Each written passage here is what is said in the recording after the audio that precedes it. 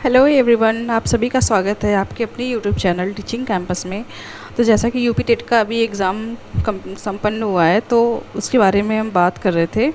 Paper 1 को मैंने discuss किया है, ये पेपर 2 है जो कि मेरा मैथ्स और साइंस से था। मेरा भी 3 जुलाई को ही एग्ज़ाम था।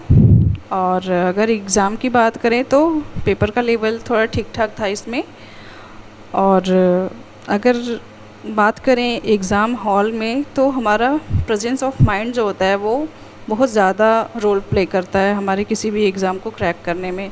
कि हम एग्ज़ाम हॉल में बैठे हैं तो हमारा माइंड कितना एक्टिव है और कितना शांत है, कितने ध्यान से हम क्वेश्चन को पढ़ते हैं और कितने अच्छे से उसका आंसर कर पाते हैं। जैसे कि मेरे साथ क्या है कि मैं क्वेश्चन तो पढ़ लेती हूँ, लेकिन कभी कभी जैसे मैथ्स में डिजिट ये सारी चीज़ें हैं, मेरे साथ कुछ गलती हो जाती हैं। जैसे कि पेपर 1 में भी मैंने बताया कि वहाँ पे मैथ में मैंने डिजिट को गलती से 1 की जगह 2 समझ के आंसर टिक कर दिया था। और केंद्रीय विद्यालय मेंस का भी एग्ज़ाम हुआ था मार्च में, मैंने उसमें भी रिटन एग्ज़ाम में मैथ के आंसर को 7 समथिंग कुछ था, उसको मैंने 5 समथिंग रिटन में ही कर दिया हुआ है। अब देखते हैं स्टेप मार्किंग होती है या नहीं होती है। बाकी सारा कुछ मैंने सही किया हुआ है, उसमें फार्मूलाज वैल्यूज़ सब कुछ सही है। लास्ट में जाके मैंने वैल्यू गलती रख दी वहाँ पे, एकदम लास्ट स्टेप।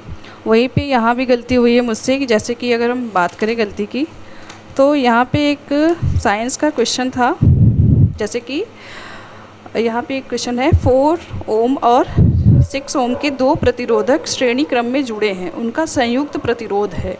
तो ये एक सीधा बहुत सिंपल बहुत आसान क्वेश्चन था कि 4 ओम और 6 ओम का 2 प्रतिरोधक श्रेणी क्रम में, यानी कि ये सीरीज़ में जुड़े हुए थे।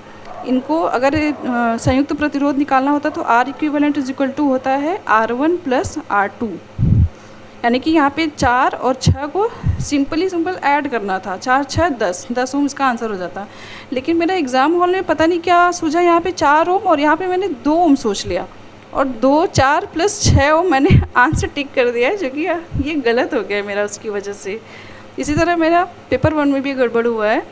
तो प्लीज़ आप लोग इस पे बहुत ध्यान दीजिएगा कि ये डिजिट की गलती ना हो आपसे, नहीं तो क्वेश्चन गलत हो जाएगा। मतलब इतनी सिली मिस्टेक्स हुए ना कि सोच के भी हंसी आ रही कि कैसे ये हो गया। बहुत अच्छे क्वेश्चंस थे, बहुत आसान थे। अगर कुछ जैसे साइंस पोर्शन की बात करें तो हाँ, थोड़ा सा उसका लेवल थोड़ा था टफ। ठीक है, अब चलिए देखते हैं, पेपर को सॉल्व करेंगे तो पता चल जाएगा। ठीक है, तो पहला इसमें पार्ट है CDP का। तो CDP से शुरू करते हैं। जैसा कि पेपर 2 है ये, तो इसमें 30 क्वेश्चन CDP के आते हैं, 30 क्वेश्चन हिंदी के, 30 क्वेश्चन इंग्लिश के और 60 क्वेश्चन आपके सब्जेक्ट के होते हैं। जैसे कि अगर आपने ग्रेजुएशन में जो भी किया हो, जैसे कि BA BCom, तो आपको आर्ट साइंस यानी SST चूज़ करना होता है। अगर आपने साइंस साइड से किया हुआ है ग्रेजुएशन, तो आपको मैथ और साइंस चूज़ करना होता है। ठीक है, तो चलिए अब ठीक है, शुरू करते हैं क्वेश्चन पेपर। तो पहला क्वेश्चन है हमारा CDP का कि किशोरावस्था में भावनात्मक अलगाव इस बात की आवश्यकता का संकेत हो सकता है। अब ये क्वेश्चन कितना आसान था कि इसमें परामर्श हस्तक्षेप का संकेत होता है, लेकिन इतनी हड़बड़ी में मतलब मुझसे ये गलती हो गई है, मैंने प्रतिस्पर्धा यहाँ पे लगा दिया, टिक कर दिया, जो कि गलत है। इसका सही आंसर होगा परामर्श हस्तक्षेप। ठीक है, तो इसका सही आंसर हो जाएगा परामर्श हस्तक्षेप। दूसरा क्वेश्चन है, 12 से 14 वर्ष की आयु में मार्गदर्शन सेवाओं को विशेष रूप से ध्यान देना चाहिए। तो ऑप्शंस देखें तो पहला ऑप्शन है करियर का अंतिमकरण, दूसरा प्रतिवर्त, तीसरा भावनात्मक विनियमन और सहपाठी संबंध। तो हमारा जो C ऑप्शन है ये सही है, भावनात्मक विनियमन और सहपाठी संबंध। तीसरा क्वेश्चन है, विकास के सिद्धांत के अनुसार एक व्यक्ति इससे आकार लेता है। तो इसमें कारक पूछ रहे हैं किससे आकार लेता है। तो पहला है केवल पर्यावरणीय कारक।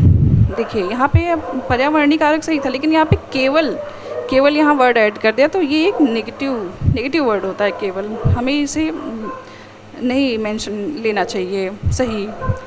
और यहाँ फिर देखिए, फिर केवल आनुवांशिक कारक, तो फिर ये गलत हो जाएगा। केवल स्कूली का शिक्षा, तो ये भी गलत हो जाएगा। तो इसलिए हमारा पर्यावरण के साथ निरंतर संपर्क, ये ऑप्शन हमारा सही हो जाएगा। ठीक ठीक है। तो ऐसे ही छोटी छोटी चीज़ों को माइंड में रख के फिर क्वेश्चन को सॉल्व करना चाहिए, जिससे कि तुरंत हमें आंसर सही और सटीक हमें आंसर तुरंत मिल जाए।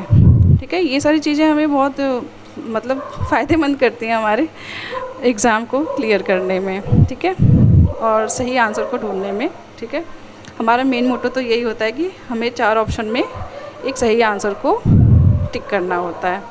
आंसर हमारे सामने ही होता है, लेकिन बस वही है कि प्रेजेंस ऑफ माइंड हमारा कितना वहाँ पे वर्किंग है, हम कितना अच्छे से काम कर रहे हैं, उसका रिजल्ट हमें मिलता है। अगला क्वेश्चन है, कक्षा शिक्षण में प्रभावी संचार का एक अच्छा उदाहरण निम्नलिखित में से कौन सा है? तो ऑप्शंस देखिए, पहला है प्रतिक्रिया टालना, दूसरा है छात्रों की प्रतिक्रियाओं पर नज़र रखना और शिक्षण विधि को समायोजित करना। तो ये हमारा सही हो जाएगा। ठीक है, प्रभावी संचार का एक अच्छा उदाहरण पूछ रहा है, तो प्रतिक्रिया टालना यानी वो रिस्पॉन्स करें उनको टालना, तो ये गलत हो जाएगा। अगर ऑप्शन की बात करें, छात्रों की समझ की परवाह किए बिना व्याख्यान जारी रखना, तो ये भी गलत हो जाएगा। अगले क्वेश्चन की बात करें, एक उच्च क्षमता वाला छात्र टाल मटोल के कारण बार बार कार्य समय पर पूरा करने में असफल रहता है, यह सबसे अधिक संभावना किसमें कठिनाई को दर्शाता है? तो ऑब्वियसली अगर कोई बच्चा काम कर रहा है, पढ़ाई कर रहा है, उसको बार बार हम परेशान करेंगे, टाल मटोल करेंगे, तो वो उसमें असफल तो रहेगा ही। तो ये किसकी कठिनाई को दर्शाता है? तो ये होगा आत्मनियमन में कठिनाई।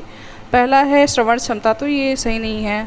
संवेदी क्षति, ये भी नहीं सही है। बुद्धि की कमी, ये भी सही नहीं है। तो हमारा आत्मनियमन में कठिनाई ये सही हो जाएगा ऑप्शन। ठीक है, अगला क्वेश्चन है, अधिगम अक्षमता वाले किशोरों को सबसे अधिक लाभ किससे होता है?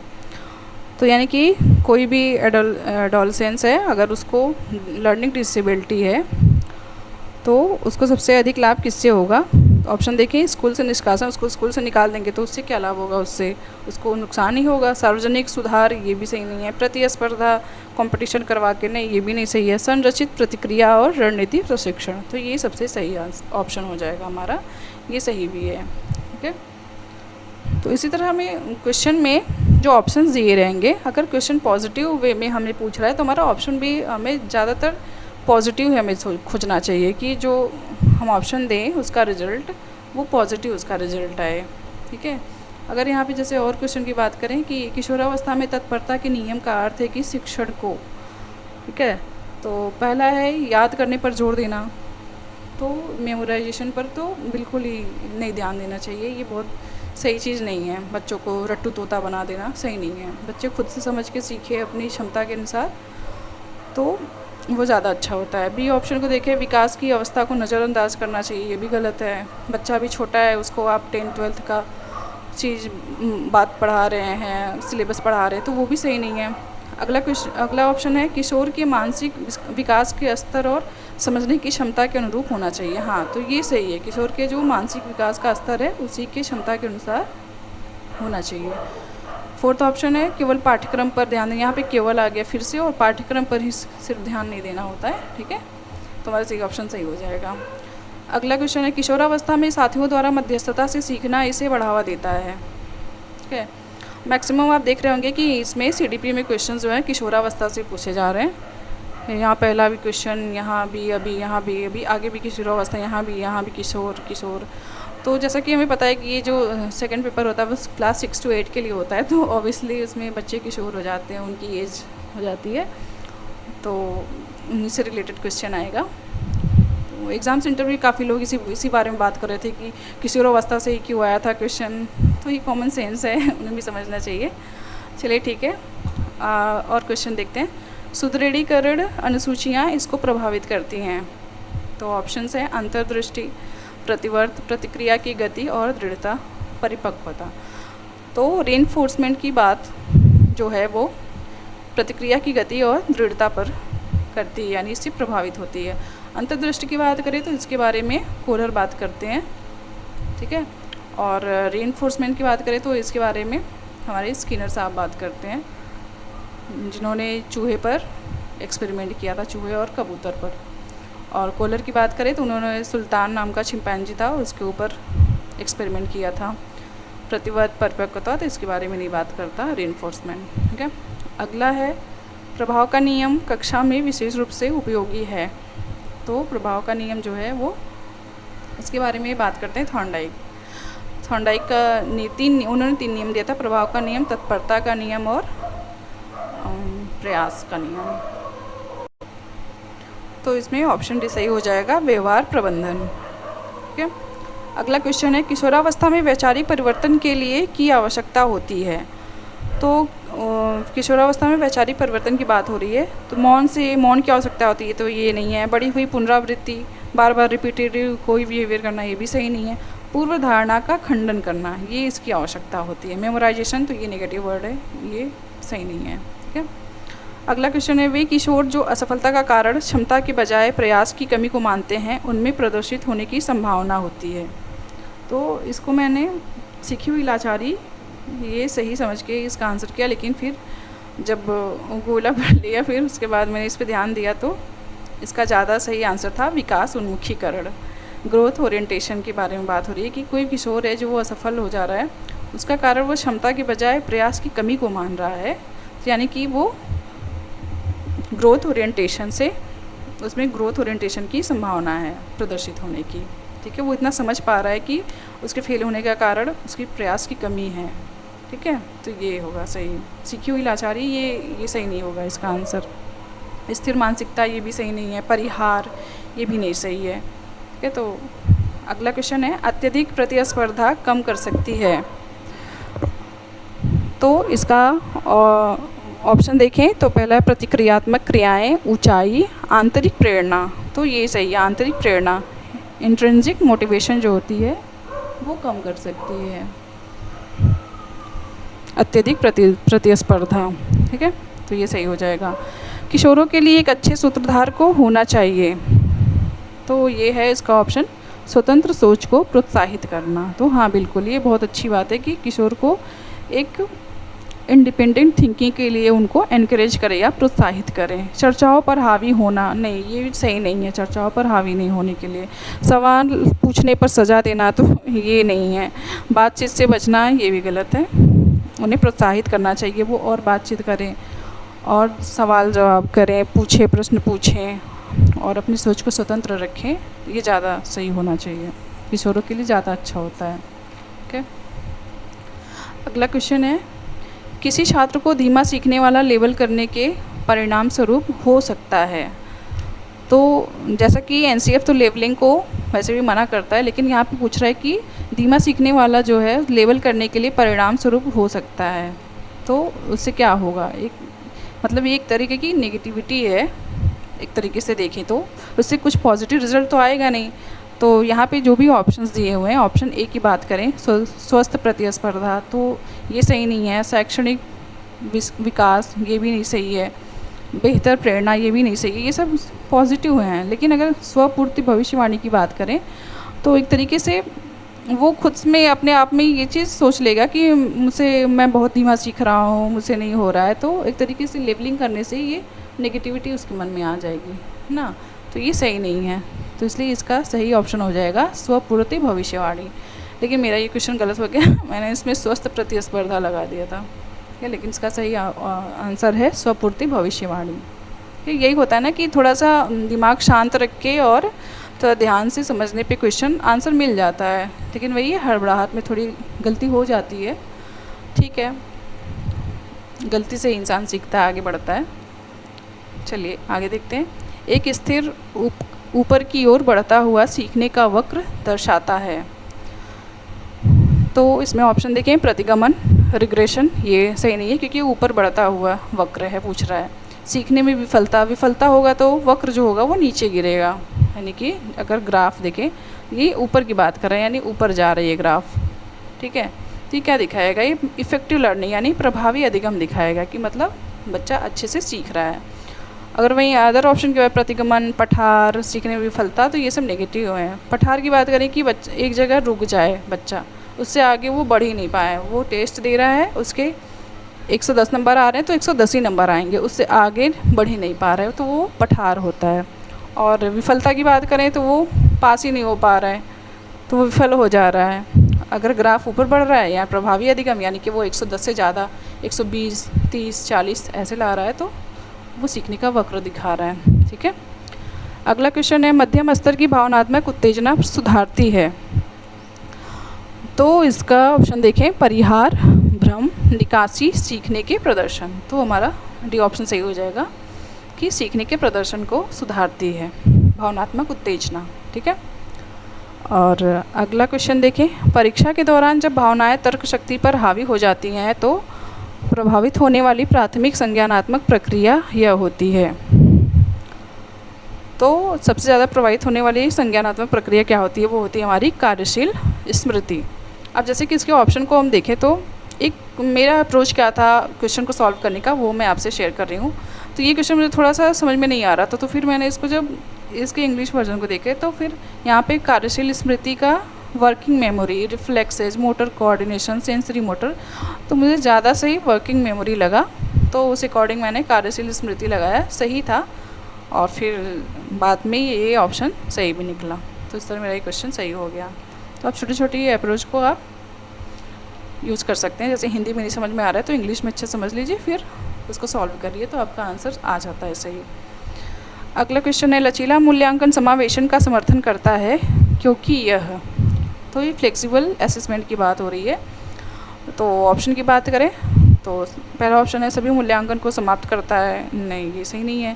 अनुचित लाभ को बढ़ावा देता है, ये भी नहीं सही है। पक्षपात को प्रोत्साहित करता है, ये भी नहीं सही है। सीखने के समान प्रदर्शन को सुनिश्चित करता है, तो ये हमारा ऑप्शन सही हो जाएगा।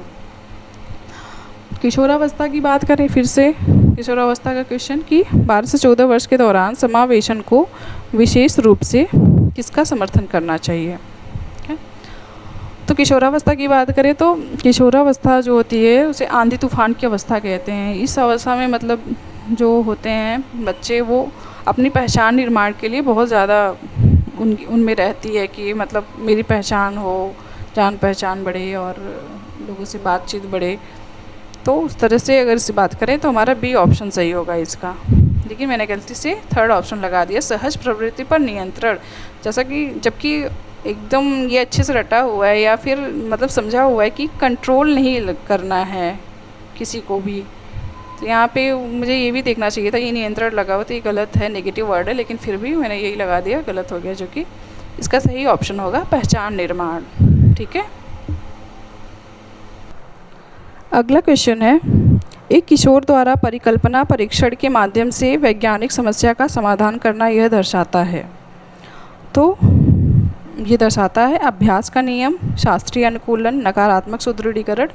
तो ये होता है परिकल्पना निगमनात्मक तर्क, यानी कि हाइपोथेटिको डिडक्टिव रीजनिंग। ये एक किशोर द्वारा परिकल्पना परीक्षण के माध्यम से वैज्ञानिक समस्या का समाधान करना परिकल्पना निगमनात्मक तर्क दर्शाता है। ठीक है। अगला क्वेश्चन, वाइगोत्स्की का मानना था कि अधिगम सबसे अच्छी तरह से होता है। तो वाइगोत्स्की की बात करें तो वो सोशियो कल्चरल लैंग्वेज को ज़्यादा इम्पोर्टेंस देते थे, यानी कि बच्चा जो होता है वो समाज में सांस्कृतिक तरीके से अच्छे सीख सकता है। तो पहले ऑप्शन में मिल गया सामाजिक अंतःक्रिया के माध्यम से, तो पहले हमारा ये ऑप्शन सही हो जाएगा। अनुकूलन के माध्यम से, दंड के माध्यम से, अंतर्दृष्टि के माध्यम से, तो ये सही नहीं ऑप्शन है। ठीक है। अगला क्वेश्चन है, शिक्षण सत्र में परिचयात्मक चरण का मुख्य उद्देश्य होना चाहिए। तो उसका मुख्य उद्देश्य होना चाहिए मूल्यांकन करना नहीं, पाठ समाप्त करना नहीं, पिछली जानकारी को नई सामग्री से जोड़ना, ये हमारा मुख्य उद्देश्य होना चाहिए। अगला क्वेश्चन है, कौन सा कारक बच्चों में भावनात्मक सुरक्षा से सबसे अधिक निकटता से जुड़ा हुआ है? तो ये हमारा ऑप्शन सी सही है, अधिकारपूर्ण पालन पोषण से। ठीक है। सख्त सजा, अलगाव, प्रतियोगी परीक्षाएं, ये सही नहीं है। अगला क्वेश्चन, एक छात्र चरों के बीच के संबंधों की कल्पना करने के बाद अचानक भौतिकी की एक अवधारणा को समझ जाता है। तो यह दर्शाता है, जैसे कि अगर हम बात करें अंतर्दृष्टि अधिगम की, तो इस अधिगम को एक तरीके से कहते हैं कि जब इस अधिगम की बात कोलर करते हैं, कोलर ने जब अपने चिंपैंजी पर, जिसका नाम सुल्तान था, उस पर जब एक्सपेरिमेंट किया तो चिंपैंजी को जब बनाना खाना था ऊपर से, तो वहाँ तक वो पहुँच नहीं पा रहा था, तो नीचे कई सारे बॉक्स रखे हुए थे। जब उस पर वो चढ़ गया तो पा गया, मतलब वो उस बनाने को पा गया। तो मतलब ये अचानक से उसके मन में आया कि कैसे वो रखा, उसके मन में अचानक से आया होगा ना कि वो बॉक्स रखे तब उस पर चढ़ेगा, वो पा जाएगा। तो वही चीज़ पूछ रहा है कि ऐसे छात्र है कोई, वो चरों के बीच के संबंधों की कल्पना करने के बाद अचानक भौतिकी की एक अवधारणा को समझ जा रहा है। तो ये क्या हुआ, ये अंतर्दृष्टि अधिगम हुआ, यानी कि अचानक से उसे वो भौतिकी की भी अवधारणा को समझ जा रहा है उसके माध्यम से। तो यानी इसको कहते हैं कि आहा मोमेंट, मतलब कि उसे उस चीज़ के बारे में अचानक से नया अवधारणा समझ में आ गया। ठीक है, तो ये हमारा होता है अंतर्दृष्टि अधिगम। ठीक है, शास्त्रीय अनुकूलन की बात तो पावलाव करते हैं, तो ये सही नहीं है, ये हमारा अंतर्दृष्टि अधिगम सही हो जाएगा। अगला क्वेश्चन, आधुनिक शिक्षा में शिक्षण को सबसे अधिक अच्छी तरह इस रूप में समझा जा सकता है। तो सबसे अच्छे रूप में समझना है, छात्रों में अनुशासन स्थापित करना, नहीं छात्रों को अद्यतन जानकारी प्रदान करना, नहीं सीखने के अनुभवों को सुगम बनाना। हाँ, तो ये हमारा सही ऑप्शन है, सीखने के अनुभवों को सुगम बनाना। ठीक है, अगला क्वेश्चन है, प्रारंभिक किशोरावस्था के दौरान पहचान निर्माण काफ़ी हद तक इससे प्रभावित होती है। ठीक है, तो पहचान निर्माण काफ़ी हद तक इससे प्रभावित होती है, किशोरावस्था की बात हो रही है। तो किशोरावस्था में हम देखते हैं कि बच्चे ग्रुप में रहते हैं, एक दूसरे को देखते हैं, बातचीत करते हैं, एक दूसरे से सीखते भी हैं, तो उसमें सहकर्मी समूह की बातचीत ये इससे प्रभावित होते हैं। तो ये हमारा सही ऑप्शन है, लेकिन मैंने गलती से कंडीशनिंग लगा दिया। यही होता है प्रेजेंस ऑफ माइंड, मेरे माइंड में उस टाइम कंडीशनिंग चल रहा था, कंडीशनिंग लगा दिया जो कि गलत था, तो ये भी ऑप्शंस का सही हो जाएगा। ओके, अगला क्वेश्चन, किशोरावस्था में वह सुदृढ़ीकरण जो आंतरिक प्रेरणा को बढ़ाता है उसे क्या कहते हैं। तो पहला हो जाएगा, व्यवहार को अत्यधिक नियंत्रित करने के बजाय मार्गदर्शन और प्रोत्साहन प्रदान करना चाहिए। ठीक है, जिससे वो आंतरिक प्रेरणा को उसकी बढ़ावा मिलता है किशोरावस्था में किसी भी पर्सन को। अगला क्वेश्चन, भावनात्मक असुरक्षा का परिणाम क्या हो सकता है। तार्किक तर्क, उच्च स्वायत्तता, बेहतर ग्रेड और कम एकाग्रता। तो भावनात्मक असुरक्षा का परिणाम होगा कम एकाग्रता, क्योंकि उसका माइंड उसका कंसंट्रेट ही नहीं हो पाएगा। okay? अगला क्वेश्चन, CDP का लास्ट, परामर्श के दौरान गोपनीयता सुनिश्चित करने वाला शिक्षक यह दर्शाता है, वो एक प्रोफेशनल एथिक्स दर्शाता है। यानी कि कोई भी जब उससे परामर्श लेने जाता है तो गोपनीयता उसकी सुनिश्चित करने के लिए, कि मतलब वो उससे जो बातचीत हो रही है वो किसी और को नहीं वो बातें फिर से बताएगा, खुद तक ही रखेगा, तो वो एक तरीके का गोपनीयता सुनिश्चित करता है। तो वो एक तरीके का होता है पेशेवर नैतिकता, यानी कि प्रोफेशनल एथिक्स। ठीक है, तो ये हमारा CDP कंप्लीट हुआ। अब हमारा सेकंड पार्ट है हिंदी का। हिंदी की बात करें तो इसमें पहला क्वेश्चन है, निम्नलिखित में से कौन सा शब्द सही है। तो हूँ, हो, हा, हूँ, तो ये हमारा डी ऑप्शन सही हो जाएगा, हूँ। मैं जा रहा हूँ, मैं खा रही हूँ, तो ये सही हो जाएगा। इनमें से देशज शब्द चुनना है। तो पहला है पगड़ी, हस्त, सूर्य, आम्र। तो पगड़ी हमारा देशज शब्द होता है। ठीक है, अगला क्वेश्चन, मैं लड़के को वेद पढ़ाता हूँ, इस वाक्य में कितने कर्म हैं। तो यहाँ पे लड़का एक हुआ, वेद सेकंड, यानी कि यहाँ पे 2 कर्म हैं, तो ये सही हो जाएगा। एक आँख से देखना, मुहावरा का अर्थ बताना, यानी कि समान व्यवहार करना, इसका सही ऑप्शन हो जाएगा। ईतर, इत्र युग्म शब्दों का सही अर्थ है। ईतर मीन्स अन्य, इत्र मीन्स सेंट, यानी सुगंधित पदार्थ। तो बी ऑप्शन हमारा सही है, अन्य या सुगंधित पदार्थ। ठीक है, सूर्य का समानार्थी शब्द क्या है। ग्रह, तारा, चांद, यानी रवि हमारा सूर्य का समानार्थी शब्द होता है। निम्नलिखित में से अनुनासिक का प्रयोग कहाँ नहीं हुआ है। चांद, सितारे, हंसमुख, हंसी, चांद, सितारे। तो मेरा क्या था वहाँ पे प्रेजेंस ऑफ माइंड, कि मेरा अप्रोच ये था कि अनुनासिक और अनुस्वार में थोड़ा कंफ्यूज हो रही थी मैं। तो फिर मैंने ऑप्शन को देखा, तो यहाँ भी चंद्रबिंदु, यहाँ भी चंद्रबिंदु, यहाँ भी चंद्रबिंदु, एक में नहीं लगा हुआ था, चांद, सितारे। मैंने इसको ही सही कर दिया और यही सही ऑप्शन है, यहाँ पे अनुनासिक का प्रयोग नहीं हुआ है। ठीक है, तो आपको ये छोटे छोटे ट्रिक्स तुक्के लगाने पड़ जाते हैं कभी कभी, सब कुछ आते हुए भी थोड़ा कन्फ्यूज़न की वजह से। ठीक है, लगा लेना चाहिए, इसमें क्या नुकसान है हमारा। एक हमारा क्वेश्चन ही सही हो गया है ना। तो तो अगला क्वेश्चन है, अकर्मक क्रिया का सही उदाहरण चुनिए। मैं घड़ा भरता हूँ, यहाँ घड़ा भर रहा है क्रिया है। पानी भरता हूँ, पानी भर रहा है क्रिया है। तुम्हारा जी ललचाता, तो जी ललचाना क्रिया नहीं है, यह अकर्मक क्रिया है, तो ये हमारा सही हो जाएगा। दो टूक कहना यानी कि अस्पष्ट कहना, ये सही हो जाएगा। डूबते को तिनके का सहारा लोकोक्ति का अर्थ है विपत्ति में पड़े हुए मनुष्य को थोड़ा सहारा काफ़ी होता है, तो इसका सही ऑप्शन हो जाएगा। हिंदी बहुत अच्छा आया था, बहुत आसान था। निम्नलिखित में सही निपात युक्त वाक्य चयन कीजिए। तो पहला था राहुल भी अच्छा खिलाड़ी है, तो ये हमारा सही था। बूंद बूंद से घड़ा भरता है, राघव शीघ्र लौटेगा, बंदर ऊपर बैठा है, तो इसमें कहीं निपात हमें नहीं दिख रहा है। यहाँ भी हमारा जो है वो हमें बता रहा है कि ये निपात युक्त वाक्य है, ठीक है, तो ये हमारा सही हो जाएगा। राज प्लस ऋषि का संधि रूप क्या है, तो ये राजर्षि है। निम्न में से किसमें विस्मयादिबोधक चिन्ह का प्रयोग उचित है। विस्मयादि चिन्ह मीन्स ये एक्सक्लेमेटरी मार्क जिसे इंग्लिश में कहते हैं। तो तुम कहाँ जा रही हो, तो क्वेश्चन मार्क। वह स्कूल गया, ये सही नहीं है। मैं खाना खा रहा हूँ, ये नहीं सही है। क्या बात है, ये सही है, तो ये हमारा सही हो जाएगा। घुड़सवार कौन सा समास का उदाहरण है। अब देखिए यहाँ पे ये पता था कि तत्पुरुष समास है, ठीक है, तो घुड़सवार मीन्स घोड़े पर सवार। अब यहाँ पे मेरे माइंड में उस टाइम आया अपादान तत्पुरुष समास, मैंने इसको टिक कर दिया, जबकि ये गलत है। घोड़े पर सवार यानी कि अधिकार वहाँ पे है, तो वो अधिकरण तत्पुरुष समास होगा, तो ये इसका सही आंसर होगा अधिकरण तत्पुरुष समास। लेकिन मेरा गलत हो गया क्योंकि मैंने अपादान तत्पुरुष समास लगा दिया था इसको।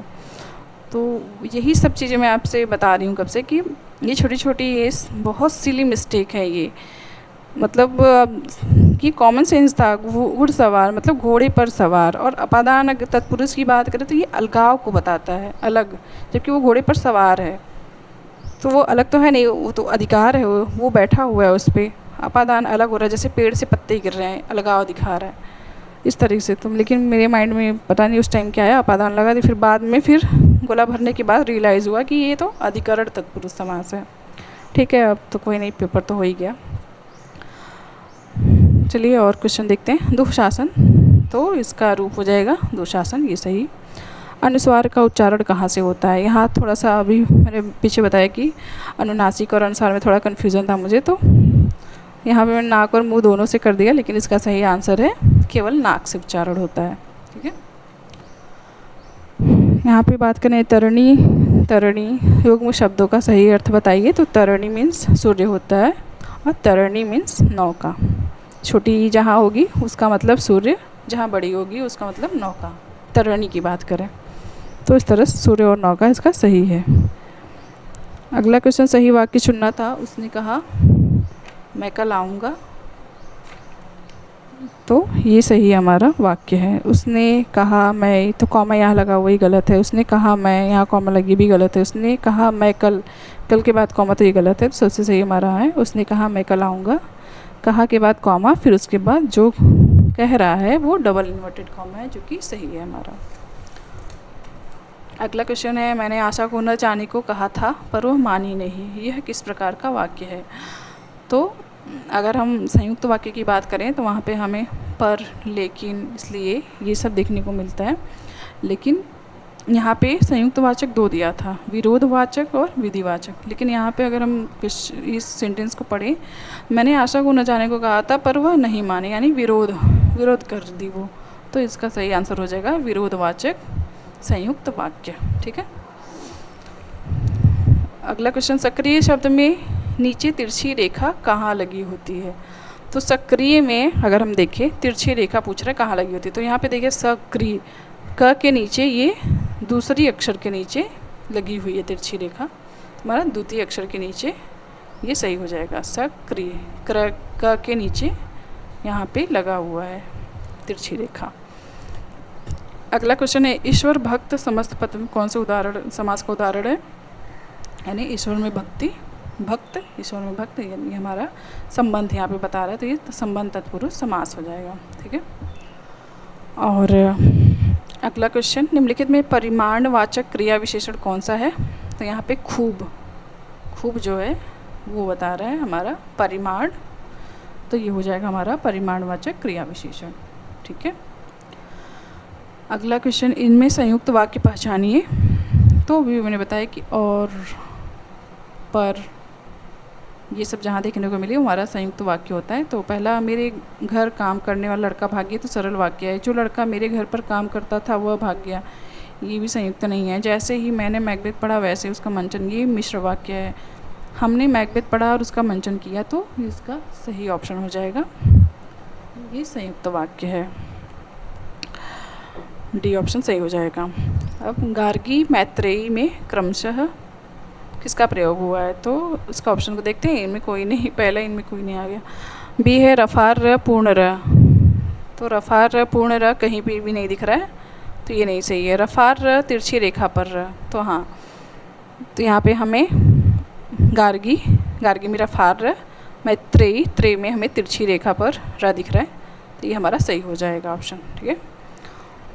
अगला क्वेश्चन, इनमें से किस शब्द में अनुनासिक का प्रयोग शुद्ध है? गाँव, गाँव, गाँव, गावा, तो ये हमारा डी ऑप्शन सही हो जाएगा, गाँव। ठीक है।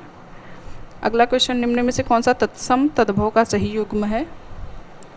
तो यहाँ पे हमें अग्नि और आग जो है देखने को मिल रहा है, जो कि सही युग्म है। अग्नि तत्सम है, आग तद्भव है। ठीक है। ये 3 क्वेश्चन। यहाँ पे एक क्वेश्चन है, कौन सा शब्द अर्क का अनेकार्थी नहीं है? तो इसका अनेकार्थी नहीं है, तो ये ज्वाला का अनेकार्थी नहीं होता, लेकिन मैंने गलती से आग का पौधा लगा दिए, मेरा गलत है ये क्वेश्चन, लेकिन इसका सही आंसर है ज्वाला। ठीक है। ये 3 क्वेश्चन थे इस पैराग्राफ से। ये पैराग्राफ दिया हुआ था, उसको पढ़ के बहुत आसान था कि गद्यांश के अनुसार लता जी के गाने में 100% क्या मिलता है, तो ये गायकी मिलता है। इस गद्यांश को पढ़ने पे तुरंत इसका आंसर मिल रहा था। ठीक है। चलिए, ठीक है, अगला पार्ट डिस्कस करते हैं, जैसे कि मैथ नहीं, इंग्लिश। तो इंग्लिश में पहला क्वेश्चन है, choose the most appropriate phrasal verb from the following options to complete the sentence. The editor advise to columnist to emotional language so that the article would retain academic objectivity. तो इसमें correct phrasal verb जो है वो cut down on use होना था, लेकिन मैंने गलती से रन इनटू कर दिया, ये मेरा गलत हो गया, लेकिन इसका सही ऑप्शन हो जाएगा कट डाउन ऑन। ठीक है। अगला क्वेश्चन है, select the option that is closest antonym of the word reticent. तो रेटिसेंट का हमें एंटोनिम मीन्स इसका रेटिसेंट का विलोम खोजना था, जो कि टॉकेटिव होता है। रेटिसेंट की बात करें तो एक शांत रहने वाले के लिए यूज़ होता है रेटिसेंट। टॉकेटिव के बारे में बात करें तो ये जो बहुत बोलता है उसके बारे में ये होता है यूज़। तो शांत रहने वाले के लिए होता है, बहुत बोलने वाला, ये उसका एंटोनिम हो जाएगा। ओके। अगला question, identify the adverbs in the following sentence and there types respectively. He almost always completes his assignments very quickly even when the teacher is absent। तो अगर इसमें हम एडवर्ब की बात करें तो हमारा ऑलमोस्ट ये जो है वो डिग्री को बता रहा है, और ऑलमोस्ट डिग्री को बता रहा है। ऑलवेज जो है वो फ्रिक्वेंसी बता रहा है, कभी कभी, हमेशा। ठीक है, फ्रिक्वेंसी ये बता रहा है। और इसमें जो वेरी है वो डिग्री बता रहा है, क्विकली डिग्री बता रहा है, और क्विकली जो है वो मैनर बता रहा है, जल्दी से। ठीक है, तो हमारा सी ऑप्शन सही हो जाएगा। अगला question, select the sentence in which the complete subject and complete predicate are correctly divided sentence. तो सेंटेंस दिया, the sudden increase in fuel prices affected the transport industry severely. तो इसमें हमें बताना है सेंटेंस में कि कंप्लीट सब्जेक्ट और कंप्लीट प्रेडिकेट को कैसे डिवाइड करेंगे अलग अलग। तो पहले ऑप्शन को देखें, तो पहला ऑप्शन है the sudden increase in fuel prices. तो सब्जेक्ट की बात करें तो सब्जेक्ट मीन्स जो काम कर रहा है, जिसके बारे में बताया जा रहा है वो सब्जेक्ट, और उसको छोड़ के बाकी जो सेंटेंस का पार्ट होता है वो हमारा प्रेडिकेट होता है। तो the sudden increase in fuel prices, ये यहाँ तक हमारा सब्जेक्ट हुआ। उसके बाद जो है affected the transport industry severely, तो ये हमारा प्रेडिकेट हो जाएगा। तो इस तरह हमारा पहला ही ऑप्शन सही हो जाएगा। ठीक है। अदर ऑप्शंस की अगर बात करें तो the sudden increase in fuel, फिर ये लगा हुआ है, फिर prices affected the transport industry, ये सही नहीं है। फिर अगर अगले की बात करते हैं, sudden increase fuel prices affected इसमें इसी के सब्जेक्ट के साथ ही आ गया, ये सही नहीं है, ठीक है। अफेक्ट कर रहा है एक तरीके से, वो वर्ब है, तो ये सही नहीं है, ठीक है। तो इसलिए हमारा पहला ऑप्शन सही हो जाएगा। अगला क्वेश्चन है, select the sentence with the correct preposition indicating movement and direction. तो यहाँ पे हमें करेक्ट प्रीपोजिशन बताना है, indicating movement and direction. The child ran in the garden after seeing the butterfly, तो ये सही नहीं है। The child ran into the garden after seeing the butterfly, ये हमारा सही हो जाएगा, ठीक है। अगर इन सब में डिफरेंस देखिए क्या है, तो the child ran in the garden, garden में मतलब गार्डन के अंदर जा रही है ना, तो वहाँ पे इनटू का यूज़ होगा, ठीक है। यहाँ पे इन यूज़ हुआ है। इन जैसे कि रूम में जा रहे हैं, आ रहे हैं, कम इन, तो उसके लिए यूज़ होता है, तो ये सही नहीं है। Child ran among the garden, बगीचे के बीच में, नहीं ये तो सही नहीं है, एमंग बीच के लिए होता है। Ran on to the garden, garden के ऊपर, ये भी नहीं सही है, तो हमारा बी ऑप्शन ज़्यादा सही हो जाएगा। अगला question, select the sentence with the correct singular plural usages. तो the childrens were playing in the garden, तो ये गलत हो जाएगा, चिल्ड्रंस नहीं होता, चिल्ड्रन होता है, क्योंकि चाइल्ड सिंगुलर है तो उसका प्लूरल होता है चिल्ड्रंस। चिल्ड्रन का वो खुद ही अपने आप में प्लूरल है, तो उसको एस या एस लगा के प्लूरल थोड़ी ना बनाते हैं, तो ये हमारा गलत हो जाएगा। अगला क्वेश्चन है, अगला option, the children were playing in the garden, तो ये हमारा सही है। द चिल्ड्रन, ये प्लूरल वर, उसके साथ plural verb playing in the garden, तो ये हमारा सही हो जाएगा।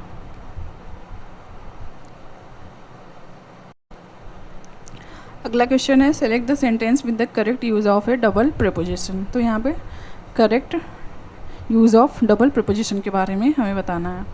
तो पहला option, the cat emerged through out of the cupboard quietly, तो ये सही नहीं है। The cat emerged from out the cupboard quietly, ये भी नहीं सही है। The cat emerged from out of the cupboard quietly, ये हमारा सही ऑप्शन हो जाएगा, लेकिन मैंने डी ऑप्शन लगा दिया जो कि मेरा गलत है, इसमें सी ऑप्शन सही हो जाएगा, ठीक है। अगला question, in the sentence the manager had the report prepared before the meeting, the underlined verb is used as a, यानी हैड के बारे में पूछ रहा है कि कैसे अंडरलाइंड वर्ब कैसे यूज़ हुआ है यहाँ पे। तो पहला ही ऑप्शन सही है, पॉजिटिव वर्ब, वैसे पॉजिटिव वर्ब यहाँ पे यूज़ हुआ है, लेकिन मैंने गलती से ऑर्डिनरी ट्रांजिटिव वर्ब लगा दिया जो कि मेरा गलत है। इसका सही ऑप्शन हो जाएगा पॉजिटिव वर्ब, ठीक है। अगला question, select the sentence with correct expresses a formal request in indirect speech, ठीक है। यानी इनडायरेक्ट स्पीच में बताना है कि कौन सा सही एक्सप्रेस हुआ है। तो पहला अगर बात करें, the managers requested the staff completing the task immediately, तो ये सही नहीं है। The manager requested the staff to complete the task immediately, तो ये हमारा सही है, क्योंकि हमें पता है कि कोई भी इम्परेटिव सेंटेंस है तो उसका जब हम इनडायरेक्ट स्पीच में उसको कन्वर्ट करते हैं तो वहाँ पे कंजंक्शन हटा के कॉमा, इन्वर्टेड कॉमा, तो वहाँ पे हम टू लगाते हैं, ठीक है। ऑर्डर, रिक्वेस्टेड, इसको यूज़ करके और कंजंक्शन टू लगाते हैं, तो हमारा बी ऑप्शन सही हो जाएगा। अदर की बात करें, the manager requested to the staff completing task, ये सही नहीं है। The manager requested the staff that यहाँ पे आया, तो ये भी सही नहीं है, तो ऑप्शन बी सही हो जाएगा।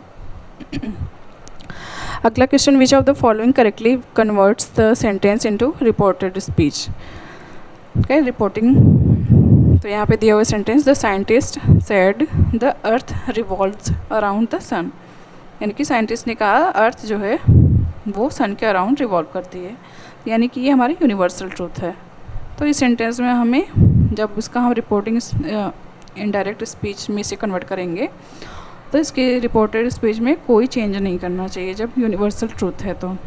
तो इस तरह हमारा ऑप्शन सी जो है वो उसी के अकॉर्डिंग है, कह रहा है कि द साइंटिस्ट सैड, यानी कॉमा इन्वर्टेड कॉमा हटा के said that the earth revolves around the sun, तो ये हमारा सही ऑप्शन हो जाएगा, ठीक है। जैसा है वैसा यहाँ पे रिपोर्टेड स्पीच हो जाएगा, क्योंकि ये यूनिवर्सल ट्रुथ है, ठीक है। अगला question, select the sentence in which the indefinite pronoun agrees correctly with its corresponding pronoun. ठीक है, तो यहाँ पे हम बात करें पहले ही ऑप्शन की, एवरीवन शुड परफॉर्म हिज और हर ड्यूटी सिंसियरली, तो ये हमारा सही हो जाएगा। अदर ऑप्शन की बात करें, everybody should express their opinion carefully, तो ये सही नहीं है। Somebody forgot their wallet in the library, ये भी नहीं सही है। Anybody can submit their application after the deadline, ये भी नहीं सही है। ठीक है, तो हमारा पहला ऑप्शन सही हो जाएगा। इसमें सेलेक्ट करना था हमें करेक्ट करस्पॉन्डिंग प्रोनाउन के बारे में।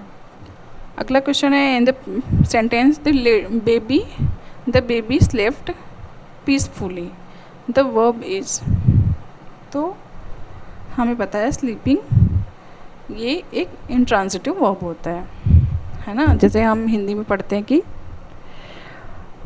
सो रही है, वह सो रहा है, तो ये एक प्रकार का अकर्मक क्रिया है। तो उस तरह से द बेबी स्लेप्ट पीसफुली, तो ये इंट्रांजिटिव वर्ब हो जाएगा। लिंकिंग वर्ब नहीं होगा, ऑक्सिलरी वर्ब नहीं होगा, ट्रांजिटिव वर्ब नहीं होगा, ये इंट्रांजिटिव वर्ब है। ठीक है, तो ये सही हो जाएगा। अगला option, choose the sentence with correct apostrophe uses. ठीक है, एपोस्ट्रॉफी यूज़ के बारे में पूछ रहे हैं, कौन से सही से यूज़ हुआ है। पहले ऑप्शन की बात करें, the teachers books were arranged on the table, तो ये नहीं सही है। The teachers books were arranged on the table, ये भी नहीं सही है। The teachers books were arranged on the table, तो ये हमारा सही हो जाएगा। ठीक है, द टीचर्स बुक्स वर ये गलत हो जाएगा। ठीक है, अगला क्वेश्चन है, select the sentence that correctly changes the active sentence into passive voice. ठीक है, someone has stolen all the confidential files from the office, इसे पैसिव वॉइस में कन्वर्ट करना है। तो यहाँ पे दिख रहा है हमें हैज़ स्टोलन है, यानी कि ये प्रेजेंट परफेक्ट टेंस है। तो जब इसका पैसिव में कन्वर्ट करेंगे, पैसिव वॉइस में, तो प्रेजेंट परफेक्ट जो होता है वो प्रेजेंट परफेक्ट कंटिन्यूअस में कन्वर्ट हो जाता है। ठीक है, तो प्रेजेंट परफेक्ट कंटिन्यूअस का क्या होता है, हेल्पिंग वर्ब हैज़ या हैव बीन। ठीक है, तो सबसे पहले हम उसी को चेक करेंगे कि ऑप्शन में है या नहीं। तो पहला ऑप्शन देखिए, all the confidential files are stolen, यहाँ पे आर दिख गया, ये एम आर, तो ये हमारा गलत हो जाएगा, ये कंटिन्यूअस बता रहा है। All the confidential files have been stolen from the office by someone, तो ये हमारा सही हो जाएगा, क्योंकि यहाँ पे हैज़ बीन यूज हुआ है, क्योंकि यहाँ पे हमारा ऑल द कॉन्फिडेंशियल फाइल्स ये प्लूरल है। ठीक है, तो प्लूरल के लिए हैव बीन यूज होगा, और वर्ब की थर्ड फॉर्म। ठीक, तो ये हमारा ऑप्शन बी सही हो जाएगा। अगला question, which option is the best synonym for the loquacious. ठीक है, तो इसका सही ऑप्शन हो जाएगा अग्रेसिव। इसका सही ऑप्शन हो जाएगा टॉकेटिव। ये सिनोनिम पूछ रहा है, लोकेशियस मीन्स बहुत बोलने वाला, तो टॉकेटिव मीन्स होता है बहुत बातचीत, बहुत बोलने वाला, तो ये हमारा सही ऑप्शन हो जाएगा। मेरा ये क्वेश्चन गलत हो गया कि मैंने इस पर अग्रेसिव लगा दिया, तो ये गलत है मेरा। इसका सही ऑप्शन हो जाएगा टॉकेटिव। अगला question, the select correctly formed select the correctly formed word using a suffix with the root word to complete the sentence. ठीक है, तो हमारा सेंटेंस है, the scientists findings gained dash because of repeated experimental verification, तो इसमें हो जाएगा credibility, सही ऑप्शन हो जाएगा। ठीक है, the scientist findings gained credibility because of repeated experimental verification. ठीक है, तो ये सही हो जाएगा। अगला क्वेश्चन है हमारा, select the option that is the closest synonym of the word impeccable. ठीक है, तो इसका सही ऑप्शन हो जाएगा, है ना, इसमें इरेगुलर लगाया था जो कि गलत है। इसका सही ऑप्शन हो जाएगा फॉल्टलेस। ठीक है, अगला question, select the sentence containing a proper noun. ठीक है, तो प्रॉपर नाउन होता है प्रॉपर नाम, कोई लोकेशन का नाम, कोई कंट्री का नाम, तो हमारा किसी पर्सन का नाम, तो हमारा प्रॉपर नाउन होता है। बात करें पहले ऑप्शन की, Mumbai receives heavy rainfall every year, तो यहाँ मुंबई जो है वो प्रॉपर बता रहा है लोकेशन मुंबई की, तो ये हमारा ऑप्शन सही हो जाएगा। अदर ऑप्शन की बात करें, the birds return to the file, तो बर्ड्स नहीं। द टीचर प्रेज्ड, ये भी नहीं सही है, ये प्रॉपर किसी पर्सन के बारे में नहीं बता रहे, प्रॉपर किसी बर्ड के बारे में नहीं बता रहे हैं। द रिवर फ्लोज, ये भी नहीं सही है, तो हमारा पहला ऑप्शन सही हो जाएगा। और अगला क्वेश्चन है, choose the most suitable word to complete the sentence. During the debate it became evident that dash was willing to defend the proposal after the factual errors were exposed. तो इसमें सही option हो जाएगा nobody. ठीक है, during the debate it became evident that nobody was willing to defend the proposal after the factual errors were exposed. ठीक है, अगला क्वेश्चन है, select the sentence punctuated correctly. ठीक है, तो ऑप्शन देखें, पहला ऑप्शन है the proposal however was rejected by the committee. दूसरा ऑप्शन है the proposal however was rejected by the committee, तो ये हमारा सही हो जाएगा। मैंने इसमें the proposal however was rejected यहाँ पे मैंने लगाया हुआ है ये पंक्चुएशन, तो ये मेरा गलत है क्वेश्चन। इसका सही आंसर है ऑप्शन बी। अगला question, which of the following sentences contains an interjection. ठीक है, तो पहला है she runs every morning, they enjoyed the movie together, he studied hard for the exam, wow that was an incredible performance. तो ये हमारा interjection sentence contains कर रहा है। ये सेंटेंस जो है वो एक इंटरजेक्शन कंटेन कर रहा है, जैसे कि यहाँ पे वाओ जो लिखा हुआ है एक्सक्लेमेटरी। ठीक है, तो ये हमारा सही हो जाएगा।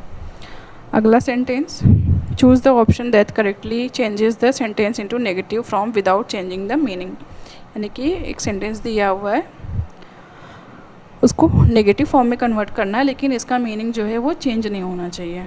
ठीक है, तो पहले तो मैंने इसमें ऑप्शन ए टिक किया, क्योंकि यहाँ पे मुझे लगा कि changing without changing the meaning, मैंने ये ध्यान से नहीं पढ़ा, सिर्फ मैंने इतना पढ़ा कि सेंटेंस को चेंज करना है नेगेटिव फॉर्म में। ठीक है, तो जो मैंने इसको पढ़ा तो the bell rang the student left the classroom, तो मुझे लगा ये पास्ट इंडेफिनिट का है, तो इसको नेगेटिव में कन्वर्ट करने के लिए डिड नॉट डायरेक्ट यूज़ करते हैं। लेकिन फिर जब फिर से पढ़ा तो यहाँ पे मुझे मिला विदाउट चेंजिंग द मीनिंग, तो फिर सारे ऑप्शन को पढ़ने के बाद ऑप्शन डी मुझे सही लगा, जिसका जो कहता है कि the students did not leave the classroom until the bell rang, और ऑप्शन बी कह रहा है as soon as the bell rang the students left the classroom, यानी कि ऑप्शन डी इसका सही ऑप्शन हो जाएगा। ये नेगेटिव फॉर्म में है इस सेंटेंस का, और इसका मीनिंग भी नहीं चेंज है। अगला है question, select the word in which the silent letter pattern differs from the others. तो यहाँ पे अगर हम बात करें ऑप्शंस की, तो पहला ऑप्शन है सोलेमन, दूसरा है एल्यूमिनाई, तीसरा है ऑटम, चौथा है कॉलम। तो यहाँ पे एल्यूमिनाई, यहाँ पे हमें कोई साइलेंट नहीं देखने को मिल रहा है वर्ड, तो ये हमारा अलग हो जाएगा इन सब से, क्योंकि इन सब में सोलम ऑटम कॉलम, तो यहाँ पे हमें एन साइलेंट देखने को मिल रहा है। ठीक है, तो इसमें नहीं मिल रहा है, तो इसलिए हमारा सही ऑप्शन हो जाएगा, क्योंकि ये डिफ़र कर रहा है इन सब से, वही पूछ रहा था। अगला question, choose the option that correctly completes the sentence. तो सेंटेंस है the legal adviser want that the company should not dash the terms of agreement. Options की बात करें ब्लीक, ब्रूक, ब्रेक, हमारा ब्रेक जो है वो सही हो जाएगा। The legal adviser want that the company should not break the terms of agreement. ठीक है, अगला है question, choose the sentence in which the gender form of the noun is used correctly. ठीक है, पहला है the shepherdess guided his flock through the valley. ठीक है, तो हमें पता है कि ESS जब होता है किसी वर्ड के बाद में, मतलब ऐसा देखने को मिलता है फेमिनिन बनाने के लिए उसमें ESS, जैसे एक्टर का उसमें एक्ट्रेस ESS ऐड कर देते हैं तो उसका फेमिनिन हो जाता है। तो इसी तरह शेफर्ड का शेफर्ड्रेस। ठीक है, तो यहाँ ये फेमिनिन है, तो उसके लिए यहाँ पे हर आना चाहिए, लेकिन यहाँ पे हिज आया है, तो ये गलत हो जाएगा हमारा। उसी तरह सेकेंड ऑप्शन की बात करें, the here is inherited his father's property. फिर से यहाँ पे इज आ गया तो ये भी गलत हो जाए क्योंकि ये फेमिनिन है, ESS। द कंडक्ट्रेस, ये भी फेमिनिन को ही डिफाइन करा है। Repaired the railway engine himself, तो यहाँ पे हिमसेल्फ नहीं होना चाहिए, ठीक है, हरसेल्फ होना चाहिए। मेरा ये अप्रोच था, बाकी ये सही भी निकला। The marriage delivered her speech to the gathering, ठीक है, तो ये फेमिनिन है, यहाँ पे उसके लिए हर है ऑब्जेक्टिव फॉर्म, तो ये हमारा डी ऑप्शन सही हो जाएगा। अगला question, shows the correctly punctuated sentence from the given option. Correctly punctuated sentence यहाँ पे चूज़ करना है, तो इसमें ऑप्शन डी सही है मेरा। द कंस्ट्रक्शन वेर सिंपल, नहीं, मैंने सोचा ये ऑप्शन डी सही है, लेकिन ये मेरा ऑप्शन गलत था। इसका सही ऑप्शन हो जाएगा option number A. The instructions were simple, read carefully, answer all questions and submit the paper, ठीक है, ऑप्शन नंबर ए सही हो जाएगा। अगला question, choose the sentence in which the adjective kind and uses are grammatically accurate, ठीक है, तो इसमें अगर ऑप्शन की बात करें, इसमें पहला ऑप्शन सही हो जाएगा। Such books often demand critical interpretation. पहले मैंने ए ही इसमें टिक किया था, लेकिन बाद में डी को टिक कर दिया, जो कि गलत हो गया मेरा, ठीक है, तो ठीक है, गलत हो गया है तो क्या कर सकते हैं, तो लेकिन इसका ऑप्शन ए सही हो जाएगा, ठीक है। अब यहाँ पे 88 to 90 जो क्वेश्चन है, 88, 89, 90, यहाँ पे एक पैसेज दिया हुआ था, उसी से ये क्वेश्चन पूछा था, ठीक है, जिसका आंसर 88 का डी, 89 का बी और 90 का डी सही है, ठीक है। तो इस तरह हमारा इंग्लिश कंप्लीट हुआ, 90 क्वेश्चंस यहाँ पे कंप्लीट हुए। अब पार्ट आया मेरा मैथमेटिक्स एंड साइंस का, तो इसके मैथमेटिक्स और साइंस में अगर बात करें तो मैथमेटिक्स के 30 क्वेश्चन और साइंस के 30 क्वेश्चन, यानी दोनों मिला के 60 क्वेश्चन आते हैं, ठीक है। अगर आपने SST लिया होगा किसी ने भी, तो उनका 60 क्वेश्चन SST को देखने का मिला होगा, ठीक है। चलिए अब इसको देखते हैं मैथ को। तो पहला ऑप्शन कह रहा है कि पहला क्वेश्चन, त्रिभुज ABC में रेखा DE और BC के समानांतर खींचा गया है, जो AB को D पर तथा AC को E पर काटती है। AD/DB = 3/2 है, तो और त्रिभुज ADE का क्षेत्रफल 45 सेंटीमीटर स्क्वायर है, तो चतुर्भुज BDEC का क्षेत्रफल पूछ रहा था, तो इसका सही आंसर है जो वो है 80 सेंटीमीटर स्क्वायर। लेकिन मेरी कैलकुलेशन में थोड़ी गलती हुई होगी, मैंने 90 लगा दिया है, ठीक है, इसका आंसर 80 सेंटीमीटर स्क्वायर है। दूसरा क्वेश्चन, यदि अल्फ़ा और बीटा समीकरण इतने के मूल हैं तो alpha cube plus beta cube minus 3 alpha beta ज्ञात करना था। तो इसको ज्ञात करने के लिए हमारा होता है अल्फ़ा प्लस बीटा, अगर इसके रूट हैं तो alpha plus beta = minus b/a, alpha into beta = होता है c/a, ठीक है। तो उसी तरह उसकी वैल्यू यहाँ पे पुट करने देने पे हमें alpha cube plus beta cube minus 3 alpha beta मिल जाता। अब ये कैसे मिलेगा अल्फ़ा, तो ये हमारा फॉर्मूला होता है अल्फ़ा प्लस बीटा का cube = alpha cube plus beta cube plus 3 alpha beta bracket में अल्फ़ा प्लस बीटा। यहाँ पे अल्फ़ा प्लस बीटा की वैल्यू निकाल के, अल्फ़ा इंटू बीटा की वैल्यू निकाल के, वैल्यू को पुट करके हम alpha cube plus beta cube minus 3 alpha beta की वैल्यू निकाल लेते हैं, ठीक है। अगला क्वेश्चन है, किसी वृत्त के बाहर स्थित किसी बिंदु से उस वृत्त पर कितनी स्पर्श रेखाएं खींची जा सकती हैं। तो इसमें स्पर्श रेखाएं 2 खींची जा सकती हैं, लेकिन मैंने गलती से 1 लगा दिया, ये मेरा क्वेश्चन गलत हो गया। इसका सही आंसर है 2। अगला क्वेश्चन, समान खंड में यदि एंगल ACB = 40 डिग्री तो एंगल ADB ज्ञात करें। यानी कि ये एक वृत्त है, उसमें ये दिया हुआ है एंगल ACB 40 डिग्री, ADB पूछ रहा है, तो जब ACB 40 डिग्री है तो हमारा ADB भी 40 डिग्री ही हो जाएगा, ठीक है। तो इसका सीधा आंसर था 40 डिग्री। अगला क्वेश्चन, एक समलंब चतुर्भुज का क्षेत्रफल 340 वर्ग सेंटीमीटर है, इसकी समांतर भुजाएं क्रमशः 25 और 9 सेंटीमीटर है। समलंब चतुर्भुज की ऊंचाई ज्ञात कीजिए। तो इसका फॉर्मूला होता है क्षेत्रफल बराबर समलंब चतुर्भुज का क्षेत्रफल बराबर हाफ ऊंचाई B1 प्लस B2 यानी कि समांतर भुजाएं। तो इसमें वैल्यू को पुट करने पे हमारा आंसर आए 20। तो ये सही हो जाएगा, ऑप्शन नंबर सी इसका सही आंसर हो जाएगा। ठीक है, अगला क्वेश्चन, सबसे छोटी पूर्ण संख्या और सबसे छोटी प्राकृत संख्या का गुणनफल है। ठीक है, तो इसका गुणनफल आएगा 0 कि सही है। अगला क्वेश्चन, 7 सेंटीमीटर भुजा वाले एक ठोस घन को पिघलाकर 1 सेंटीमीटर त्रिज्या वाले समान ठोस गोलों में ढाला जाता है, ऐसे गोलों की संख्या ज्ञात कीजिए। तो ऐसे क्वेश्चन को सॉल्व करने के लिए मेरा ये अप्रोच रहता है कि ऑप्शन देख के जो भी ऑप्शन क्यूब में होगा वही इसका सही आंसर हो जाता है। मैंने ये अप्रोच लगाया और यहाँ पे मुझे 81 दिखा। ठीक है, स्क्वायर, तो मैंने 81 को टिक कर दिया, स्क्वायर था, क्यूब नहीं स्क्वायर देखना था, तो 81 टिक किया, ये मेरा सही हो गया। ठीक है, ये छोटे छोटे शॉर्ट ट्रिक्स होते हैं जो एग्ज़ाम में हमारी हेल्प करते हैं, टाइम हमारी बचाते हैं।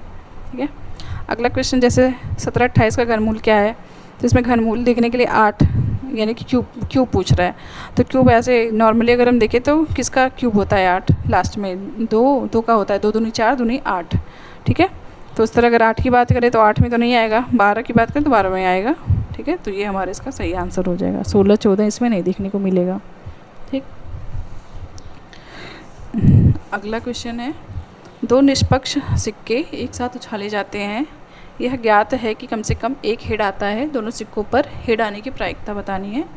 तो इसका सही ऑप्शन हो जाएगा 1/3। ठीक है, अगला क्वेश्चन, x + y + z बराबर 3 और xy + yz + zx बराबर 3, तो x³ + y³ + z³ का मान ज्ञात करना था। तो इसमें कॉमन ट्रिक, जैसे कि x + y + z बराबर 3 दिया है, यानी 1 + 1 + 1 = 3, xy + yz + zx बराबर 3, यानी कि यहाँ फिर से देखने को मिल रहा है कि वैल्यू रख के देखते हैं। ठीक है, कि किस वैल्यू पे सेटिस्फाई कर रहा है इक्वेशन। तो यहाँ पे 1 × 1 1 1 × 1 1 1 × 1 1, यानी 1 + 1 + 1 = 3, यानी कि सेटिस्फाई कर रहा है। तो यहाँ पे x = 1, y = 1, z = 1 रखने पे हमें 3 मिलेगा। हमारा ऑप्शन सी सही हो जाएगा, लेकिन मेरा ये गलत हो गया है डिजिट वाली प्रॉब्लम की वजह से, फिर से ये मेरा गलत हो गया। ठीक है, लेकिन आपको ये गलती नहीं करनी है, ध्यान से करना है क्वेश्चन। ठीक, अगले क्वेश्चन की बात करें, 2 उम्मीदवारों के बीच हुए चुनाव में कुल वोटों में से 12% वोट अमान्य घोषित कर दिए गए। एक उम्मीदवार को वैध वोटों का 65% प्राप्त हुआ है। यदि कुल 10,000 वोट डाले गए थे तो दूसरे उम्मीदवार को कितने वैध वोट प्राप्त हुए। तो ये हमारा हो जाएगा 380 का सही ऑप्शन आंसर। ठीक है, अगला क्वेश्चन, एक वृत्त में ए बी एक जीवा है, एंगल ए सी बी बराबर 50 डिग्री है, तो एंगल ए डी बी का मान ज्ञात करिए। यानी कि एक वृत्त है, इसमें ये ए बी एक जीवा है ए बी, और ए सी बी का वैल्यू दिया है 50 डिग्री। यहाँ पे ए डी बी की पूछ रहा है, तो ये जब 50 है तो ये भी 50 हो जाएगा, सेम इसी क्वेश्चन की जैसे। यहाँ भी जैसे 40 था, यहाँ 40, तो यहाँ भी 50 है, तो ये भी 50 हो जाएगा। तो ये सही आंसर हो जाएगा। अगला क्वेश्चन है, यदि x + 1/x परिभाषित है तो क्या अवश्य सत्य है। तो as equal is not equal to 0 होना चाहिए। ठीक है, इसको परिभाषित करने के लिए ऑप्शन ए सही हो जाएगा। सरल कीजिए, 10a³ b⁴ b⁴ तो इसको जब सिंप्लीफाई करेंगे, यानी कि 10a³ b⁴ 5a² b⁴ तो 5 दूनी 10, पहले हमें मिल गया ये डिजिट, ये सही था हमारा। लेकिन अगर मान लीजिए और भी हमें क्लैरिटी चाहिए तो a² को a³ में डिवाइड करेंगे तो a आएगा, b⁴ और b⁴ है, तो इसको ऊपर ले जाएंगे तो पावर माइनस हो जाएगा, यानी 9 - 8 यानी 1, यानी ab 2ab, तो हमारा 2ab सही आंसर हो जाएगा। बहुपद की घात ज्ञात कीजिए जब इतना है को x से विभाजित किया जाता है। मेरे साथ क्या हुआ कि सिर्फ मैंने इतना ही पढ़ा, घात ज्ञात करना है, सिर्फ इतना ही देख के मैंने 3 को टिक कर दिया। गोला भरने के बाद फिर से इसको देखे क्वेश्चन को, तो यहाँ पे x से विभाजित भी करना था, यानी कि एक्स की मैक्सिमम घात 3 थी, उसमें एक्स से फिर से डिवाइड करना था, यानी कि एक्स स्क्वायर, यानी कि अब इसकी जो मैक्सिमम घात होगी वो 2 होगी, लेकिन मैंने 3 टिक कर दिया, गलत हो गया। तो आप लोग प्लीज़ ऐसे छोटी छोटी गलतियाँ नहीं करिएगा, ये बहुत परेशान करती हैं गलतियाँ, ठीक है।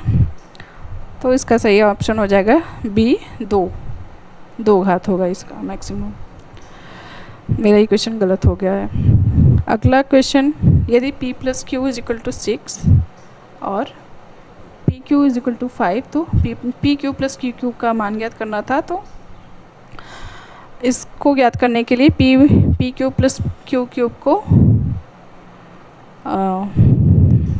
p प्लस क्यू का होल स्क्वायर निकाल के उसमें p प्लस क्यू से मल्टीप्लाई कर देंगे, तो हमारा ये वैल्यू 126 निकल के आ जाएगा, ठीक है। अब p प्लस क्यू का होल स्क्वायर कैसे निकालेंगे, तो ये हो जाएगा हमारा p प्लस क्यू का whole square is equal to p square plus q square plus, नहीं इससे बहुत लेंदी भी हो जाएगा। इसको निकालने के लिए p प्लस क्यू का whole cube minus 3pq bracket में p प्लस क्यू करके उसमें वैल्यू पुट करके हम p cube plus q cube का वैल्यू निकाल लेंगे, तो हमारा 126 आ जाएगा, ठीक है। अगला क्वेश्चन है, 5 संख्याओं का माध्य 220 है, यदि एक संख्या हटा दी जाए तो शेष 4 संख्याओं का माध्य 140 हो जाता है, हटाई गई संख्या कौन सी है, ठीक है। 5 संख्याओं का माध्य दिया है 220, 5 का दिया है 220, शेष 4 संख्याओं का दिया है 4, यानी 4 गुणे 180, ठीक है। हटाई गई संख्या का मान निकालना है मान, तो यानी कि इसको मल्टीप्लाई करके माइनस कर देंगे, तो हमारा 380 आएगा, जो कि सही ऑप्शन हो जाएगा, वही हटाई गई संख्या होगी, ठीक है। अगला क्वेश्चन, मूल्यांकन करना है √19 - 6 √10 + 3 को, तो इसका सही ऑप्शन हो जाएगा √10, ठीक है। अगला क्वेश्चन, यदि a + b = 10 और ab = 16 है, तो a² + b² का मान निकालना है, तो इसका मान हो जाएगा a + b का whole square is equal to a² + b² + 2ab से इसमें a + b और ab की वैल्यू पुट करके a² + b² का मान निकाल लेंगे, तो हमारा 68 आएगा, ठीक है। अगले क्वेश्चन की बात करें, एक वर्ग का विकर्ण 10√2 है, इसकी भुजाओं के मध्य बिंदुओं को मिलाने से नया वर्ग बनता है, तो उसका क्षेत्रफल बताना है, तो होगा 50 सेंटीमीटर स्क्वायर, सही ऑप्शन। अगला क्वेश्चन, एक व्यापारी ने एक वस्तु को इतने रुपए में बेचा और 12% लाभ अर्जित किया, यदि उसने इतने रुपए में बेचा होता तो लाभ या हानि प्रतिशत क्या होगा, तो इसका सही ऑप्शन हो गया 4% इसको लाभ होगा। अगला क्वेश्चन, ABCD एक चक्रीय चतुर्भुज है, एंगल A = 70 डिग्री, तो एंगल C का मान ज्ञात करना है। जैसा कि हमें पता है कि आमने सामने की भुजाओं का योग जो होता है वो 180 अंश होता है, तो उसमें से 70 माइनस कर देंगे, 180 में से 70 माइनस कर देंगे, तो हमारा 110 आ जाएगा, जो कि हमारा सही ऑप्शन है, ठीक है।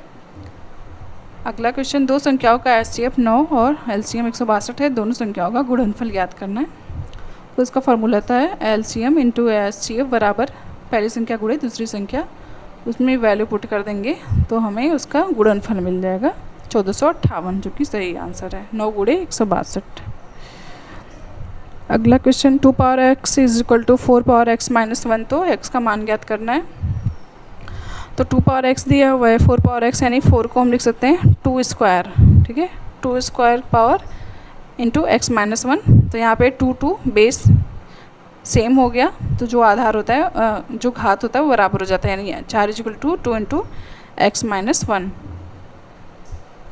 2 × x - 1 ये हो जाएगा।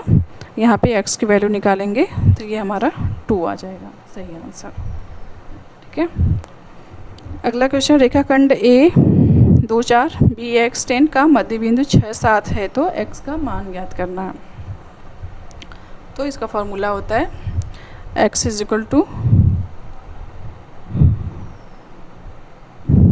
x1 + x2/2, y = y1 + y2/2, यानी कि x ये हमारा x का जो है इंडेक्स ये x1 y1, और b का जो है वो x2 y2 है, इसके x1 x2 को ऐड करके उसमें 2 से डिवाइड कर देंगे, हमारा आ जाएगा x और y, ठीक है। इसमें x की वैल्यू निकालनी थी, तो हमारी x की वैल्यू आएगी 10, ठीक है, इसी फार्मूले पे पुट करने पे।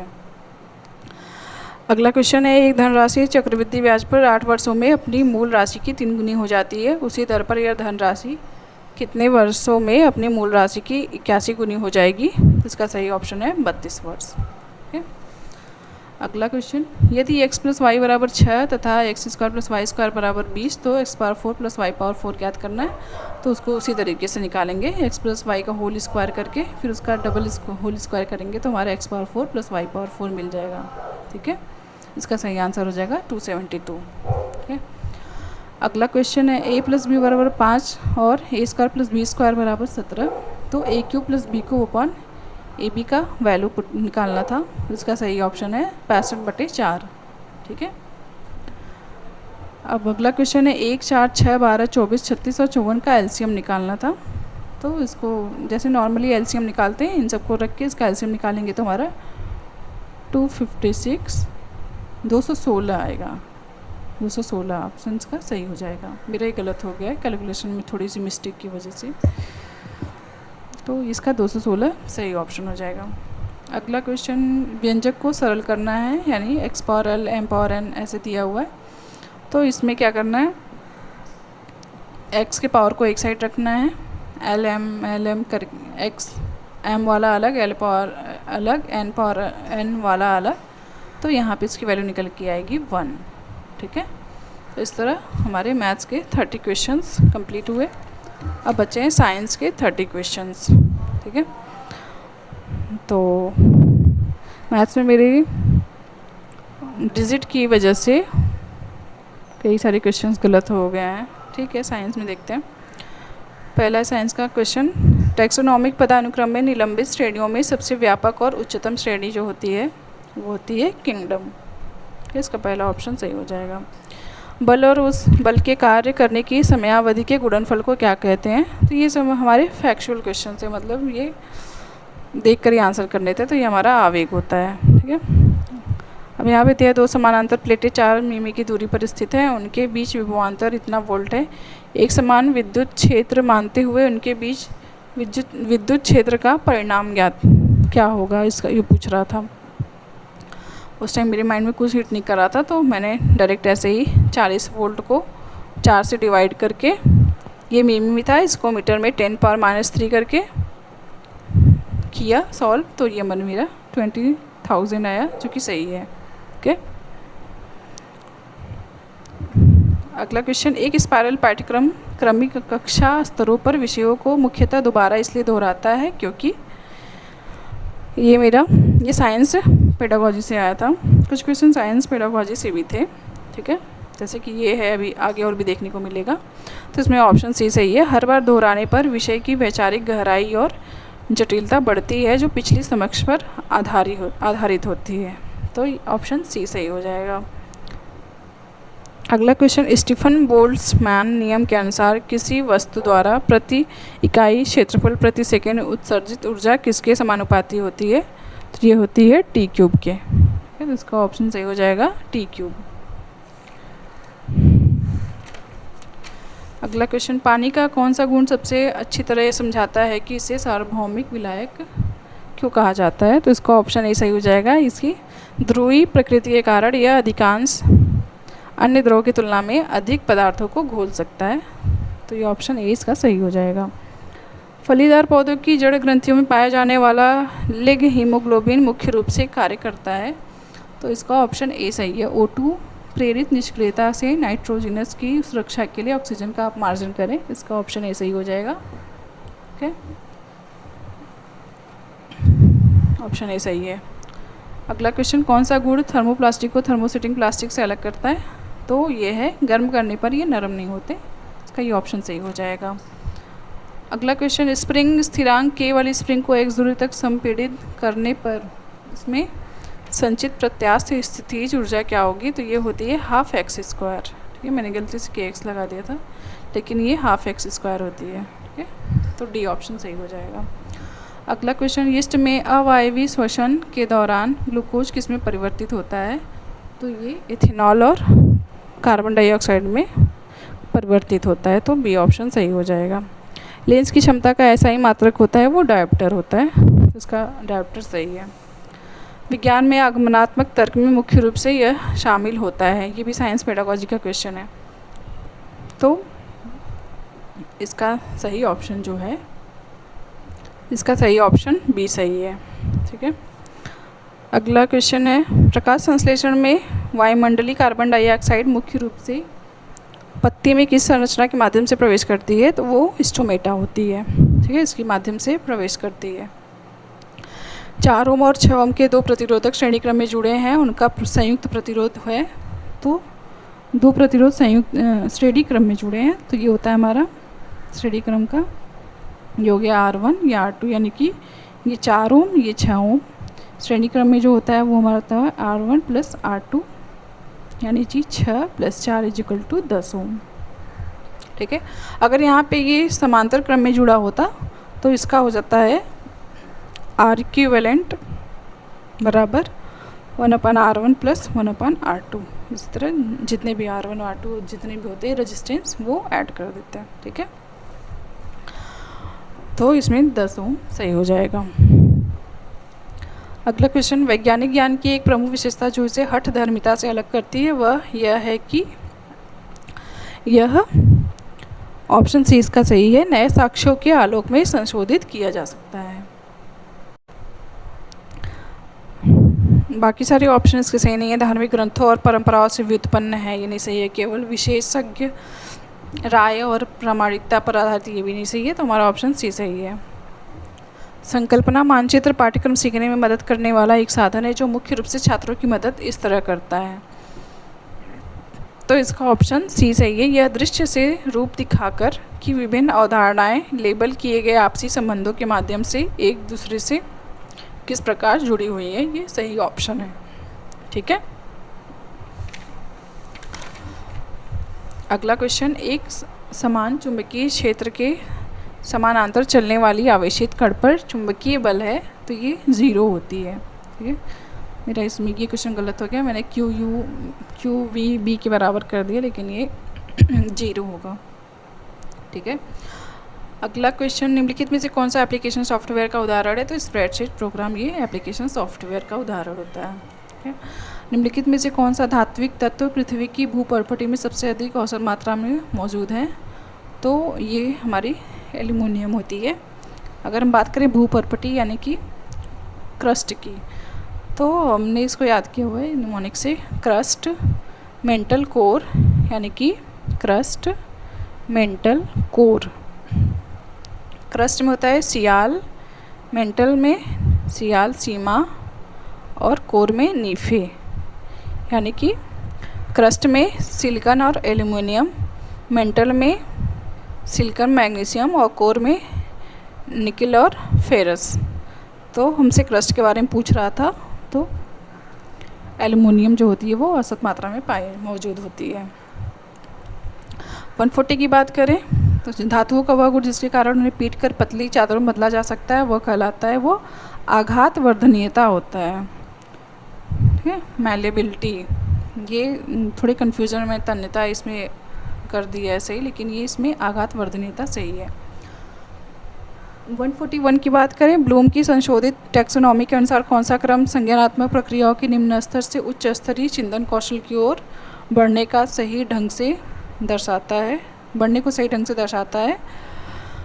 तो ये हमारा हो जाएगा ऑप्शन सी। ठीक है, नहीं ऑप्शन बी। अवलोकन, याद करना, अभ्यास, दोहराना, परीक्षण, रिपीट। ठीक है। 142 की बात करें, सल्फर डाइऑक्साइड और नाइट्रोजन ऑक्साइड की इनके साथ अभिक्रिया से अम्लीय वर्षा उत्पन्न होती है। आर्गन और धूल के कण नहीं, कार्बन मोनोऑक्साइड और ओजोन नहीं, नाइट्रोजन गैस और आर्गन नहीं, जल वाष्प, ऑक्सीजन और अन्य वायुमंडलीय रसायन ये उत्पन्न होते हैं। ठीक है।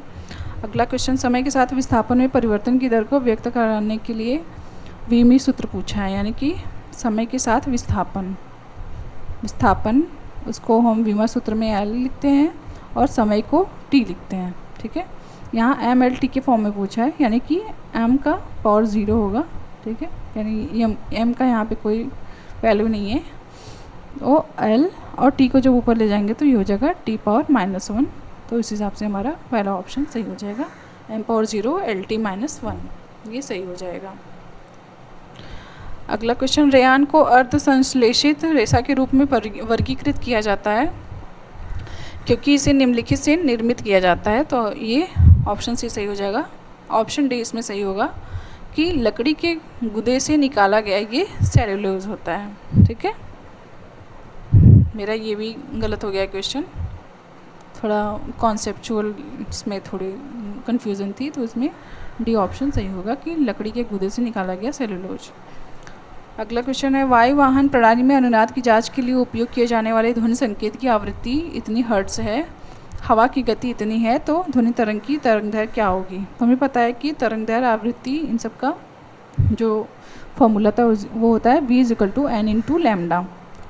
v क्या है, यहाँ पे गति है, n क्या है आवृत्ति, लैम्डा क्या है तरंगदैर्घ्य। तो यहाँ पे तरंगदैर्घ्य पूछ रहा है तो लैम्डा = v/n, यानी v की वैल्यू 340 मीटर पर सेकेंड और लैम्डा 850। तो इसको सॉल्व करने पे 0.40 वैल्यू आएगी, जो कि सही है मीटर।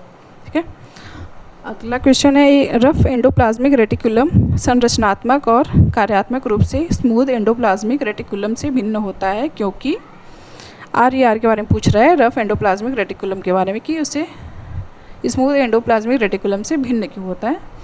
तो हमें पता है कि इसकी झिल्ली की सतह पर राइबोसोम होते हैं और यह प्रोटीन संश्लेषण का स्थल है, तो ये हमारा सही ऑप्शन हो जाएगा। ठीक है, ऑप्शन ए सही हो जाएगा। अगला क्वेश्चन है, विज्ञान शिक्षा में वैचारिक परिवर्तन पर हुए शोध से पता चलता है कि प्रभावी उपचारात्मक शिक्षण तब सबसे अधिक विफल होता है जब वह, ठीक है, ये साइंस पेडागोजी है, तो ये इसका सही ऑप्शन हो जाएगा, वैज्ञानिक अवधारणाओं को प्रस्तुत करने से पहले मौजूदा भ्रांतियों को चुनौती देता है, यानी ऑप्शन डी सही हो जाएगा। अगला क्वेश्चन, जलीय विलयन में बेकिंग सोडा को इस प्रकार वर्गीकृत किया जाता है। तो हमें पता है कि ये एक दुर्बल क्षार होता है। ठीक है, तो ऑप्शन ए सही हो जाएगा। संघ आर्थ्रोपोडा की विशिष्ट नैदानिक विशेषताओं में शामिल है। ठीक है, तो आर्थ्रोपोडा की बात करें तो उसमें जो होते हैं उसमें जोड़ीदार उपांग और काइटिन युक्त बाह्य कंकाल पाए जाते हैं, तो ऑप्शन डी सही हो जाएगा। ठीक है, लास्ट क्वेश्चन हमारा, कार्बन परमाणुओं की अन्य कार्बन परमाणुओं के साथ जुड़कर लंबी श्रृंखलाएं बनाने की क्षमता को क्या कहा जाता है। तो ये होता है पॉलीमराइजेशन, यानी बहुलकीकरण। ठीक है, तो इस तरह 150 क्वेश्चन को हमने डिस्कस किया। अब देखते हैं कि कितने क्वेश्चन गलत हुए। तो से मेरा ये CDP में 1 2 3 4 5 क्वेश्चन CDP में, और हिंदी में 1 2 3 क्वेश्चन हिंदी, 5 3 8 हो गए 8। और अब इंग्लिश की बात करें, जितने गलत क्वेश्चन है उसको काउंट कर लेते हैं। 8 9 10 11 9 10 11 12 13 14 15 16 17 18 और 19 20 21 22 23 24 25 26 27 28 29 30 31 32 33 34 35 36 37 38 39 40 41 42 41 यानी 41 क्वेश्चन मेरे गलत हुए, यानी कि 150 में से मेरे 41 क्वेश्चन गलत हुए हैं। तो मेरे टोटल 109 नंबर इसमें बन रहे हैं। ठीक है, 1-2 क्वेश्चन में कन्फ्यूज़न है, मे बी फाइनल रिजल्ट में 110 से ज़्यादा ही रहे, देखते हैं क्या होता है। और बाकी ये मेरा यूपी टेट का था। आप लोगों ने भी अगर यूपी टेट का दिया हो एग्ज़ाम तो आप बताइएगा कि आपके कितने स्कोर बन रहे हैं। ठीक है, ओके, अगर आपको कोई कन्फ्यूज़न हो तो आप कमेंट करिएगा। ठीक है, ओके, थैंक यू।